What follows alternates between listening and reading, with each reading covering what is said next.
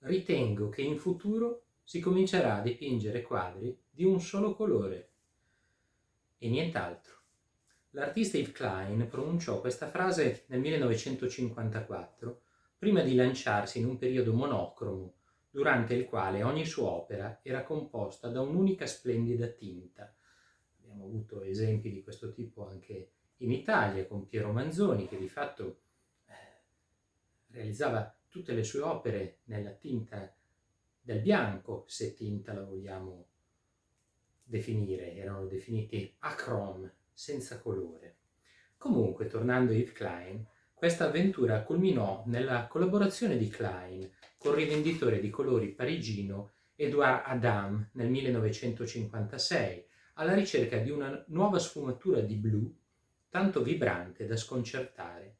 Nel 1957 lanciò il suo manifesto con una mostra, Proclamazione dell'epoca blu, che presentava 11 quadri dipinti con questo nuovo colore. Gli impressionisti e i loro epigoni, Van Gogh, Matisse, Gauguin, Kandinsky, esplorarono le nuove dimensioni cromatiche aperte dalla chimica con una vitalità che non è più stata eguagliata. E lo comprendiamo anche perché disponevano di colori, pur di produzione industriale, di alta qualità, quelli della Lefranc Bourgeois, che in Italia, ad esempio, non arrivavano con grande difficoltà o costavano cifre inavvicinabili. È il motivo per cui, ad esempio, i divisionisti italiani o anche i macchiaioli hanno una differenza qualitativa data proprio da una differenza tecnica di pigmenti a disposizione di minore qualità rispetto ai concorrenti, se così li vogliamo chiamare, francesi, agli impressionisti e ai pointillisti. Comunque, il pubblico era scioccato dai colori degli impressionisti, non solo dal fatto che essi infrangevano le regole, l'abbandono della colorazione naturalistica, ma anche dalla vista di colori mai apparsi sulla tela, arancioni sfavillanti, porpora vellutati, nuovi verdi vibranti. Van Gogh incaricò il fratello di acquistare alcuni tra i brillanti e i più affascinanti nuovi pigmenti disponibili e li trasformò in composizioni folgoranti, i cui toni stridenti quasi feriscono la vista. Molti ne furono sconcertati o si sentirono oltraggiati da questo nuovo linguaggio visuale.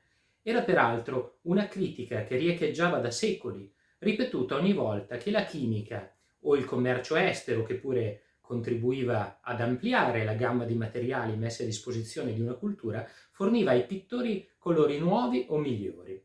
Quando Tiziano, principe dei coloristi secondo Henry James, approfittò della possibilità di operare la prima scelta sui pigmenti sbarcati nei fiorenti porti di Venezia per coprire le sue tele di sontuosi rossi, blu, viola e violetti, Michelangelo osservò in modo sprezzante che era un peccato non insegnare ai veneziani a disegnare meglio, quindi spostando l'attenzione dai colori al tratto.